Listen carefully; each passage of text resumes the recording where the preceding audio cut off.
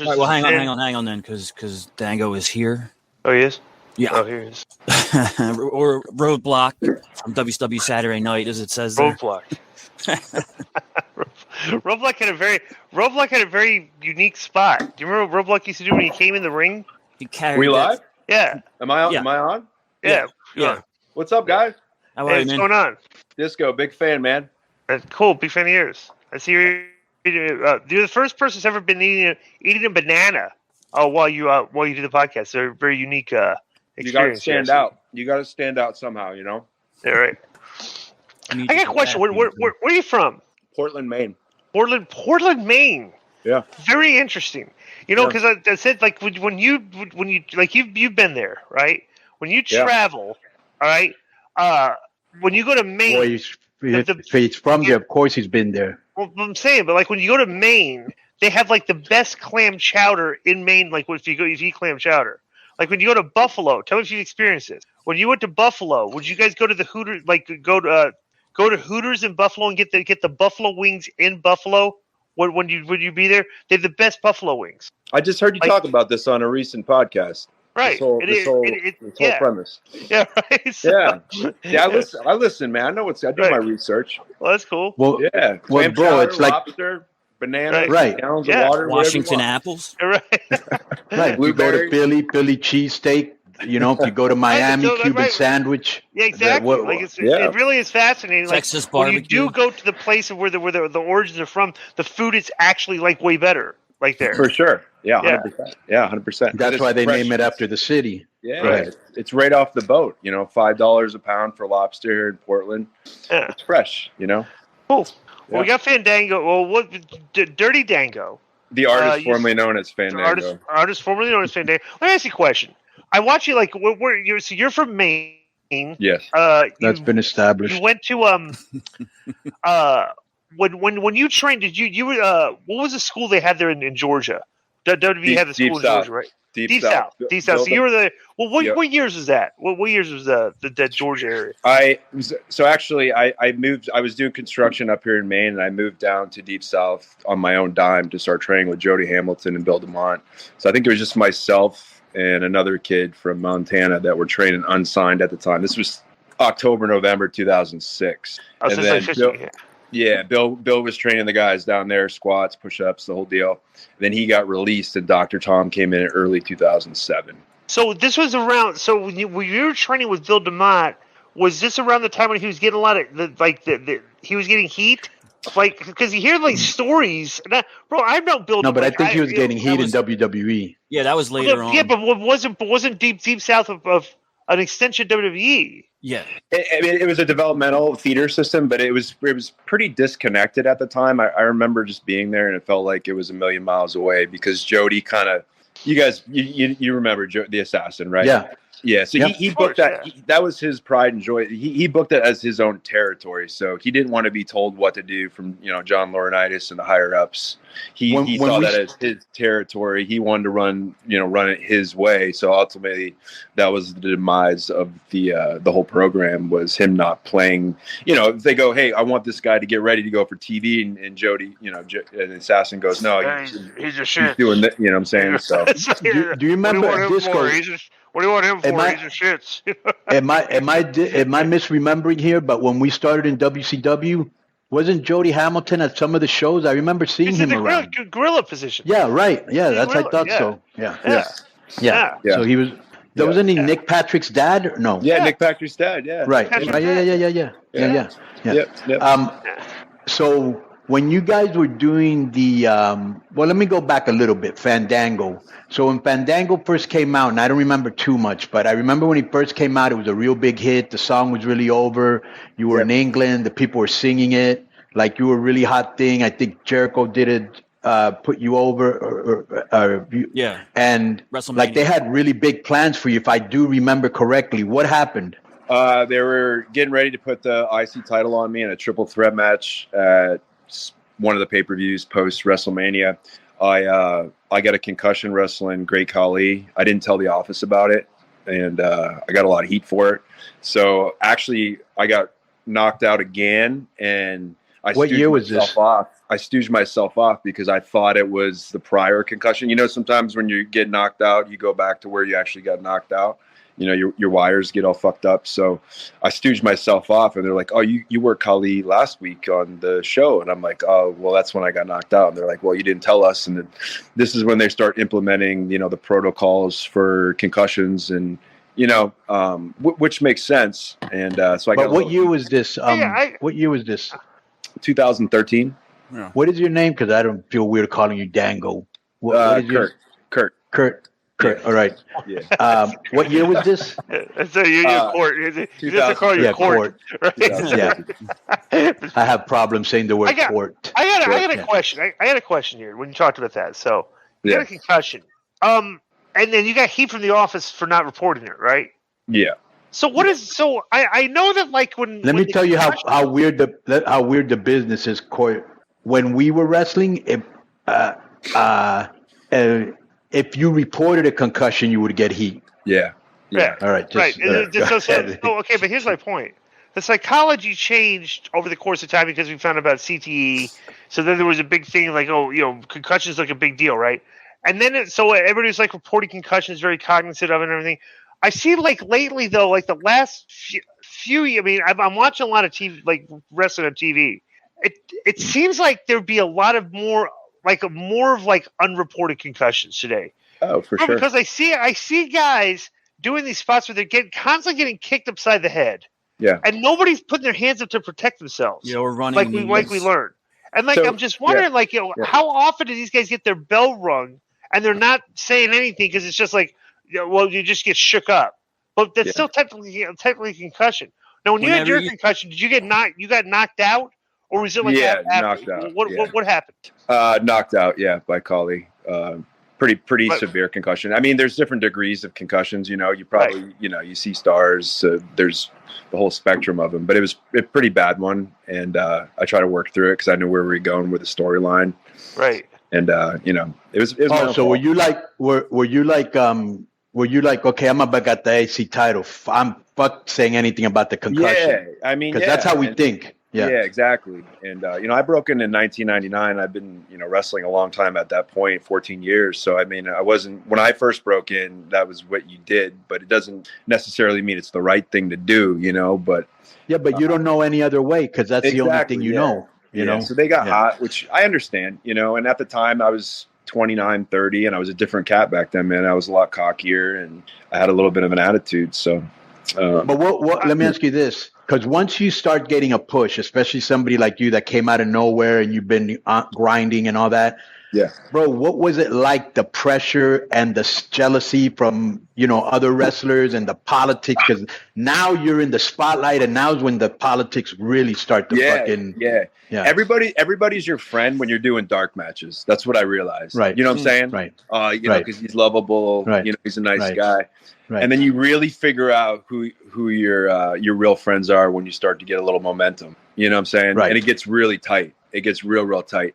And but when the boys start bitching, then I know who the bitches are and who's insecure. You know what I'm saying? So I already know that I got them thinking. So the guys, like my whole thing is like, you think The Rock was in catering, gossiping about like the Godwins or fucking, headbangers. Nothing against those guys, but he was thinking of promos, cool shit to wear. Yeah. And you got to put your energy in the right places. Right. And at the time, things did get a little bit weirder in the locker room. Because I've noticed that from a booking standpoint. Yeah. That, or even when I was wrestling in Mexico, where I had a higher, I was higher on the food chain than I was in the United States, that, once you start giving a guy a push, it's like you guys start coming and start to bury him, and you start seeing the jealousy. But also you're in a sport where there's a lot of competition, that it's an atmosphere of mistrust and, jealousy that's been fostered throughout the years. You know what I'm saying? Yeah. And people, so I assume that happened to you. Now, let me ask you, me and Disco are very big fans of, what was you and the other guy? So let me ask you. So you fast forward, and like me and Conan, like sometimes, we were watching NXT, and this is before Dynamite came along, because when we watch NXT Raw and SmackDown. So you and Tyler Breeze started doing Breezango. Yeah, and you started doing the Fashion Police skit. Yeah, with the wee woo, bro. We popped. So I don't know if you were listening to the show. Yeah, you guys heard. I appreciate. But we put it over huge. Yeah, I gotta know whose idea was that. Yeah, let me give you the kind of the quick story on that one. Is I was out with the injury. Yeah. Thanks for. That's so. We were out. I was out with an injury. I tore like a meniscus or some shit. I was out 6 to 8 weeks, and I think they were making cuts around this time, and we kind of knew. We saw the writing on the wall. We were just kind of floating around, both of us. So you're worried about being cut? Yeah. I mean, we kind of knew it was coming, and when you feel the rumblings coming, and this was you know the deal. After Mania, they're cleaning the house, boom, boom, boom. So I'm like, yo, if we're about to get cut, man, let's just and Breeze is really super proactive. He's like, if we're gonna get cut, at least let's say that they can't say we didn't pitch anything over our heads, because that's usually what it is. You guys kind of ran your course. You didn't really pitch any ideas. We just got nothing for you. Go do the indies, come back in 4 years.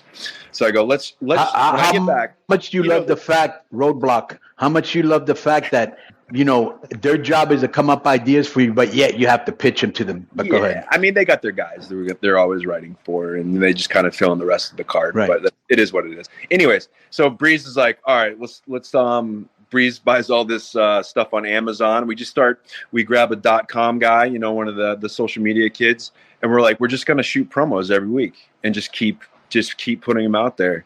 And if we're going to get fired, at least we can say they can't hang that hat, on the didn't pitch anything.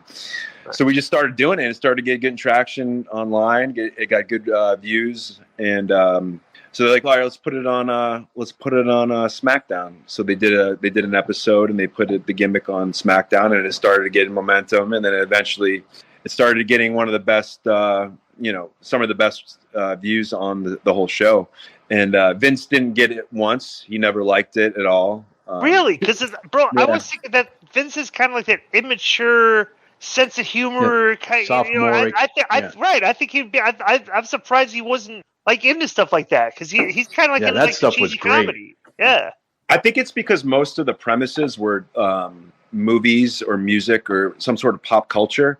And, if we're doing a spoof on Stranger Things or Twin Peaks. Right. He's still remembering movies from the Fred Astaire days and shit. Yeah, like Frank Sinatra. He probably doesn't know. Exactly. So, he's not, right. Maybe he's seen Rocky or, Rocky 3. But I don't think he got as a 75-year-old man, understood it. Some of the shit we were doing, like the writers would write it and they were popping, but I didn't even know half the some of the gags I didn't even get, but then it would go viral because there's a whole community of people that love these shows, But then you guys took it to another level and you did like that CSI shit, right? Which I thought was funny. Forensic Files. Yeah. So Fashion Files, Forensic Files. Yeah. Well, just so you know, Road Dogg was put on the disco list for not doing more with you guys. Well, not giving them the belts. Not giving them the belts. We got so aggravated that they did all these vignette work with these guys. And they're getting over like, okay, you're supposed to put the belts on these guys now. That's like what you invest all this time for. So but they never did. I was like, oh Jesus, yeah. I think it's because it wasn't their idea. It was kind of that's organic. Stupid. You know what I'm saying? Like it was an organic thing that kind of grew, and some people didn't get it, and it's just. If it's not theirs, sometimes they don't want to go with it. Like Zack Ryder, he got himself over. And, let me ask you a question. With the Long Island Iced Tea thing. How many, at the shows, how many, there's, at NXT, I guess, who was in charge? Was it Hunter and Sean? Were in charge? Who and Road Dogg too? Or is who? Yeah. Who's the higher, the guys in charge at NXT when you were working there? Well, of course, Hunter. And then right under him is Sean, and then Road Dogg right below him. Okay, how many writers do they have? 3, 4. 3, 4. And you get along with were the writers you got along with them? Yeah. I actually, Mick Foley's kid was down there when we were there. Dewey, right? He was writing, and I always get along with the writers. They're your lifeline, man. If they don't know you as a human, and get your personality. It's hard to write for someone that you don't really know. It's just, you know what I'm it's saying? just very weird the difference like over the course of time. Like when we, in the mid to late '90s, it was like Kevin Sullivan was like the booker, like for a long period of time, and the booker was like the guy you went in, like he told you what you were doing that night. This is before we used to get these long formatted shows that were written out and stuff. Everything just like your names is on the board and stuff. Everything. It's just kind of weird, like Conan, like how all of a sudden like teams of like writers who are like outside the business, kind of like interjected in between like office and talent. Yeah. You know, like how like all these like Hollywood kids and stuff, like kind of like nerdy guys, like, and all of a sudden they're like the conduit between what the office wants and what you're doing. And it's like I miss, like I never experienced that. Like I was done with wrestling before this dynamic like came around. And I was just wondering what it was like, and like what people thought of the writers were. Did everybody get along with them, kind of, or did they think they were dicks, or did they, or what was it like? Me being a money guy, I'm all about the numbers. I know that this cat, whether I would hang out with him after the show or not, he's my medium between he's putting shit on paper that's going to put me on TV. So whether I get along with him or think he's cool or not, I'm still going to play the game with him. You know what I'm saying? Because if you don't create, he has kind of your career in his hands. Yeah, man. And I'm not that level where I can tell this kid to fuck off or rip up his paper, because I know where I'm at on the card. Right. I was never a top guy, bottom mid card guy. So if you give a kid an attitude and he goes in a production meeting, be like, this kid called me a nerd or whatever, and then you're kind of shooting yourself in the foot. So you got to play the game. You know what I'm saying? Like, right. And there is a game to be played, bro. Unfortunately, I mean, I'm about the numbers, bro. That's what it's all about. And some people take a pay cut to fucking be champ, and I'm like, I got 15 years out of WWE, and it's because I created rewards and I was a good guy people like being around me. I wasn't an introvert. I created relationships. That's just any business. I run construction business up here in Maine. I got 5 guys hanging sheetrock for me, and 3 of them are fucking weird and they don't talk and they take smoke breaks all the time. Who do you think I want on my crew? Is people that I get along with. Same with wrestling. Right. Why do you think Hunter had Sean and Road Dogg and Brad? Those are his boys. He feels comfortable with them. Scott Armstrong. Those are his crew, man. Like, let's fast forward to what you're doing right now. Very impressed with your there's so like me and Conan talk about like all the time on the show. Like so many people in wrestling today don't bother investing in like any type of character stuff or anything, right? They just show up. They know how to wrestle. And they have a good match. And they think that like the office is supposed to figure out all the other stuff themselves to get you over, like give you material and stuff like it was not like that. But bro, I saw like the one promo you did for the Dirty Dango thing. We played it on the show. Yeah. But it was like 2.5, 3 minute video, right? And I'm watching this like, dude, like in 2.5 and 3 minutes, I get it. This guy is a douchebag. Yeah. It's like, bro, it's like I see like wrestlers today don't get like, dude, that you have to like, that's the first thing you should see. Like when I see a professional wrestler is like is something like that before I ever see him in the ring, because I want to know, okay, is this guy a jerk? Is he a good guy? Is he like, bro? I thought that vignette was fantastic. How'd you come up with this character? Even though it's just an extension of kind of like the old guy yelling in clouds. But it's good stuff. So go ahead. So it's, and I'm not saying it's a bad thing, but just the environment of me going back to independent wrestling is everyone's so nice to each other, and just so Conan and I wrestle and I go and thank him. It was an honor to be in the ring with a legend tonight. Blah blah blah blah blah. What about just a fucking heel? Like whatever happened, just like I don't need to go out and do a bunch of moves. Just a character, And I feel like we're trying to appease to this small niche crowd of internet fans, where I need to go out and potentially ruin my life with a concussion or a broken neck to fucking pop 800,000, 700,000 fans. What about being able to talk, look good, go to the fucking gym, and having longevity in this business, like a guy like Randy Orton, who knows he's working 5 nights a week. He doesn't want to do a bunch of dumb shit, but he looks good. He gets in the gym. He can talk. Like that's how when I saw a wrestler and I wanted to be a wrestler, that's what I thought of a wrestler. You know what I'm saying? There's nothing wrong with that other stuff. It's just you got to look at this as a business. How am I going to make money for my family and invest into my business up here if I'm fucking injured? You know what I'm saying? just to make Well, some guys on the internet happy. So But everyone me and that, yeah, Me and it's- Conan talked about this on the show like a while back. Like it's in like Conan, I remember like it's been years since we had these conversations where this like generation you talk about like everybody's friendly. It's like one big community. It's like inclusive and this everything to the point that like nobody like when you're done at the show and it's like you're going on social media now and everything. It's like nobody wants to be disliked by people. exactly. Like nobody wants to be be a heelish persona outside of like because they think it's going to hurt their income because Well, they're not afraid- going to be able to sell their and it's like how does the dynamic of professional wrestling work now?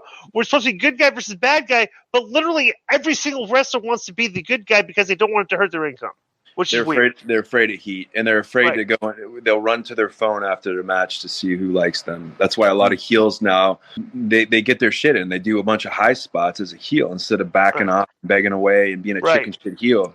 Yeah. You know what I'm saying? Like that's a Yeah, heel to me. that's a loss. I've been telling like you watch like 9 hours of television every week. You're like, how come nobody like where was the heel begging off in a match or like acting like like he's scared of like you don't even see it anymore. And you these know? Here's kids the- tweet me. These kids tweet me that are diehard Impact fans and say this guy can't work at all. He's horrible. The thing is I can do the flips. I can do a shooting star. I Right. can do all that, but I don't need to because there's already 10 guys on the show that can do it that are younger than me. So what's gonna separate me from 15 other good wrestlers on the show? Right. I Right, was then a big fan. I was a big fan of Blitzkrieg in WCW. Remember him? The guy. Right, Yeah. yeah. Yeah. I But if brought there him were in. 16 Blitzkriegs on Nitro, Yeah. fucking Blitzkrieg don't mean shit. Mhm. Right. So what's going to separate Dirty Dango from the rest of the pack that everybody can wrestle really good is Well- being aesthetically Her- pleasing, good body, being able to talk. You know, like You bring Bro, that so up. let me tell you something that's very, very similar. Chill the power talk for 1 minute. Same thing happened to me when I was in AAA. When I first started my career, bro, in my company was a 23-year-old Eddie Guerrero, like a 17-year-old Rey Mysterio, like an 18-year-old Psychosis.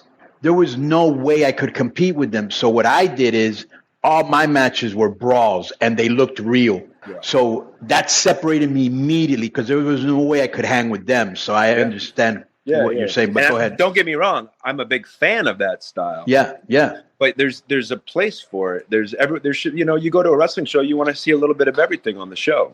You know what I'm saying? Right. That's just unless the I business agree. is completely evolving and I'm left in the dust. I don't know, but to me, no matter what the evolution of the business is, storylines and characters sell tickets. I don't know. Yeah.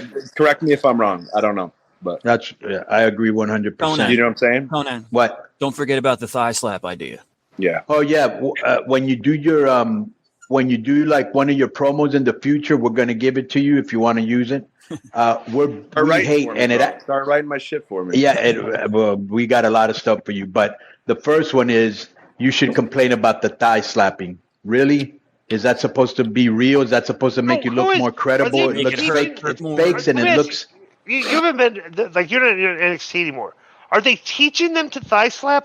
Of course not. It's monkey see, monkey do. So when I first started, everyone was doing Marty Jannetty and like the high Jeff Hardy spots, not Marty Jannetty. I'm sorry, Jeff Right. Hardy spots because he was really popular at the time. So Right. swantons, flips. It's just it's like a bar scene. It's trendy, So whoever's kind of catching on, whoever's popular, the younger kids pop. They think it's the right thing to do. I don't know. This is how I see it, Court. Court.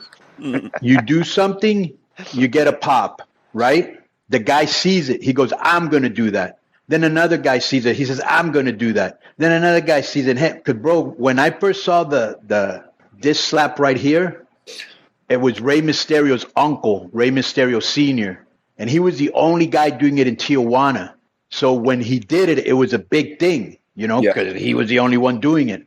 Then fast forward 5 years later, you're seeing it 3 times in every match. Now you've seen it 15 times. That's what happens, Yes. Every match has, thigh slaps, and it looks, bro. You know what the fans do in Mexico? They come up to each other and they go like this, and the other guy registers it. Yeah. And I go, do you not see the fans making fun of you? Yeah, like Yeah. I So the don't know. cat back, but I mean, yeah, I don't know. I don't know if you can put the the toothpaste back in the tube with that one. But You're where were you at right now? NWA or Impact? what's that? Where are you at right now? Impact or NWA? Impact, right? How's it? Who's the Moore's in charge now? Huh? Yeah, he's a good dude. He's a good dude. Oh, it's funny. Yeah. We me and him go back. You don't have to put him over. He's not watching. Yeah. No, he's a good dude. I genuinely like him. Yeah, he's a good guy. We don't. He's a good he's a good Italian kid. He's a good friend of ours. Yeah. Yeah. What do you got coming up? Some outlaw shows up here in the Northeast, and then Impact TV's coming up. And How's the outlaw show? There's a lot of work up in the Northeast still, right? Yeah.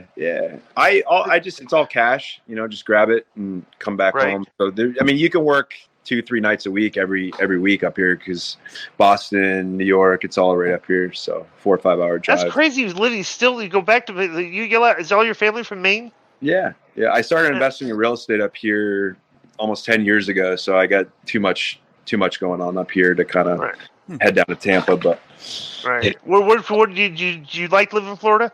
Yeah, I lived in Tampa for 7 years. I partied a lot down there, got in a lot of trouble. So I met a nice girl, and I figure if I want to stay healthy, get the hell out of Tampa. Well, it's easy to meet hot girls in Tampa. So, but let me just say this: you remember Joe Gomez from Tampa? Of course, 100%. That was his boy. He's coming up next week for my birthday. Is he really, dude? Let me tell you something. Tell him he said what's up. Hey, we back said what's up. Get low this, all right? So I would when we did our Disney tapings 4 times a year, all right? So we'd be down in Disney for 10 days, four times a year. I would stay at Joe's house in Brandon. Yeah, I lived there on Bates Street. I lived there for 2 years. I would literally spend me and Kidman would stay there too. It's like, so I literally would spend like that much time in Tampa. We'd go to the Hooters there at Brandon. Of course. Right. I actually met Jessica Irvin, Chris Jericho's wife, was friends with this girl Lisa Ortiz, who ended up dating Edge. Yeah. Like all that little click around. So like that was kind of like the genesis. This is 20 years ago. And Joe probably had a sushi place, right? Sushi on 7th. And he knew everybody. He knew everybody in Tampa. Anybody that was anybody. They called him the mayor of Ybor City. Okay? Yeah, you can drop. And I knew back when he had cherries. Like cherries. So that's how long, like how well I knew that guy. Yeah. You could take Joe and put him in a plane and throw a parachute on him and drop him off anywhere in the United States or even Japan, and he'd be like, someone would recognize him. He'd be like, he's sweet talk his way into everything. Does he still wear the hat? He's got the bandana gimmick, the brother bandana gimmick. Oh, he's like the 70s rocker guy now, right? Yeah. He's still got the long hair and everything? What's that? Joe's still got the long hair, right? Oh, of course. That's the bread and butter. That's the gimmick. Yeah, that's the gimmick right there. That's cool. Hey, tell him I said hi when you see him next time, man. I will. Yeah, tell him we both said hi. What's up? I will. Fucking great dude. Great. The best. The best. Let me ask you a question before we wrap up here. Yeah. The word around the campfire and everything is that you're a big Guns N' Roses fan. So I'm asking you this just for my own satisfaction, really. What do you think about what the band's doing now? Were you paying attention? There it is. I got the Buckethead shirt going on. So there you go. But what do you think about what the band's doing now? Were you following them before Slash and Duff came back? And what do you think about since those guys returned? And have you seen them live? I can't really comment on what you just asked because I don't really know what's going on with that. But I got a quick story for you before I got to head out. 2011, we're in Queens pregame and getting ready to go on Guns N' Roses tour bus, like a party bus gimmick. And I got kicked off the bus for climbing up through the egress window and slamming on the glass. So I had to buy a bunch of like bootleg shirts to convince the driver to let me back on the bus.